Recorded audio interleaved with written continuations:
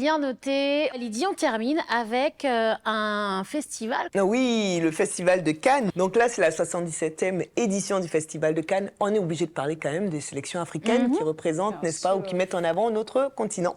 L'année dernière a été un grand cru. Il y a eu pas moins de 12 films qui étaient dans différentes catégories, là, et notamment le fameux Banel et Adama du Sénégal, pour lequel on avait beaucoup d'espoir pour la Palme d'Or, bon, qui ne l'a pas remporté.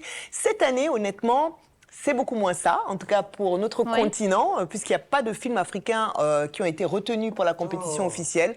Par contre, moi je regarde toujours le verre à moitié plein. Il n'y a pas que le grand festival, exactement, en fait. la grande compétition officielle. On a quand même des films qui se retrouvent, n'est-ce pas, dans d'autres catégories, notamment celle Un certain regard, qui met en avant... Toujours Un certain regard, voilà, presque toujours. Qui met en avant, donc, on va dire, la nouvelle garde du cinéma. Mais c'est surtout que c'est une édition particulière parce qu'en fait, on se retrouve avec des pays africains dont on ne parle pas souvent dans le cinéma, notamment d'abord la Zambie, qui est donc représentée par Rungano Nyoni, qui est une jeune réalisatrice qui propose un film qui s'appelle On Becoming a Guinea Fall et qui parle en fait, on va dire, des relations hommes-femmes, des questions sociales et culturelles. Donc il y a ce film-là qui est présenté, toujours dans Un certain regard. On retrouve le Soudan avec un jeune réalisateur qui s'appelle Mo Arawe, qui vraiment est très très brillant. Il est également britannique et qui vient là avec son premier long métrage.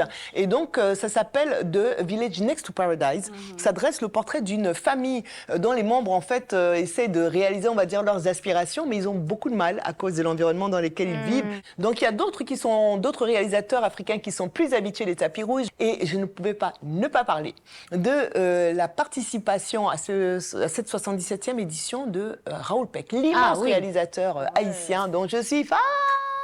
Grand monsieur devant l'Éternel. Non, mais il y a des gens qui ne savent pas par contre qui c'est. Alors, j'ai trouvé un petit extrait de Lumumba, c'est le film qu'il a révélé à tous sur le continent. Te rappelles-tu maintenant?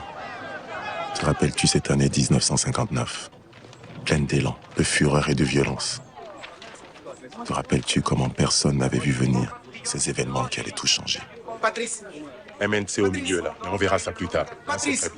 Bien. Le roi, c'est Baudouin, viens entendre. Ils vont céder.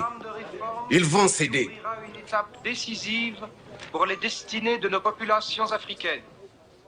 Donc Lumumba, un film qui dans les années 2000 vraiment a marqué l'Afrique. Normal, c'est un grand classique, grand classique avec Eric Ebouane qui est d'origine camerounaise et qui parle donc du leader indépendantiste congolais. Raoul Peck a une liste de films engagés qui est impressionnante et qui nous revient cette fois-ci avec Ernest Cole. C'est un photographe sud-africain, le premier noir d'ailleurs et indépendant des photographes sud-africains qui a permis au monde entier de voir les affres de l'apartheid.